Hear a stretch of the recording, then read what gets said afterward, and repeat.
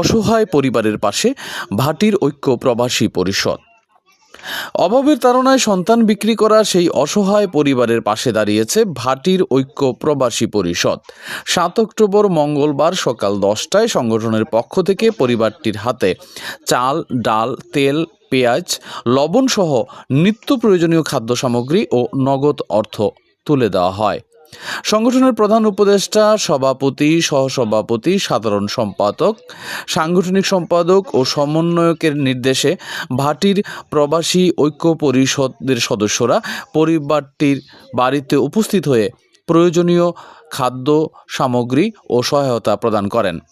এ সময় উপস্থিত ছিলেন সংগঠনের সমন্বয়ক মীর মতিন আনসারী, সিনিয়র সহসভাপতি মুখলেসুর রহমান, প্রচার সম্পাদক মোহাম্মদ বিল্লাল হুসাইন এবং সৌদি আরব প্রবাসী আলামিন হোসেন।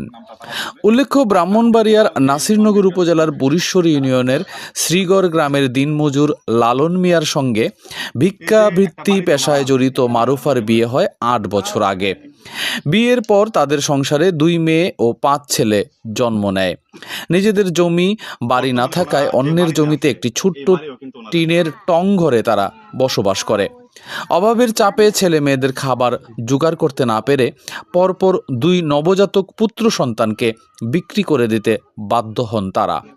বিষয়টি গণমাধ্যমে প্রকাশের পর অসহায় পরিবারটির পাশে এগিয়ে আসে উপজেলা প্রশাসন, স্থানীয় ব্যক্তি ও বিভিন্ন সংগঠন।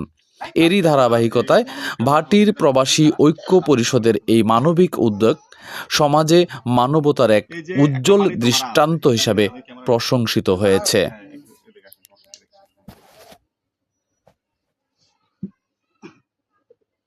বর্তমানে ওনারা যে বাড়িতে আছে এই বাড়িও কিন্তু ওনাদের না।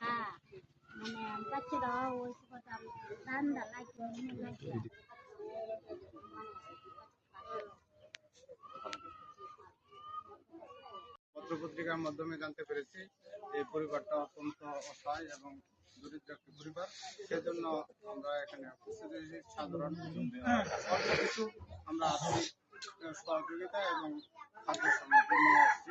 আমরা এইদিকে থাকি, সবাই এইদিকে একটু পরিচয়টা নিব। আর এই আজকের যে বাজারটা, এটা একটা সংগঠন থেকে দিছে, এটা তাদের নামটা তারা বলবে। আজকে টোটাল এই মানবিক কাজে সহযোগিতা করছেন যারা, আমার কাছে এই যে একটা বাড়িতে ওনারা আছে, এদিকে দাঁড়ান, ওই ক্যামেরার এদিকে। হ্যাঁ, এদিকে আসেন।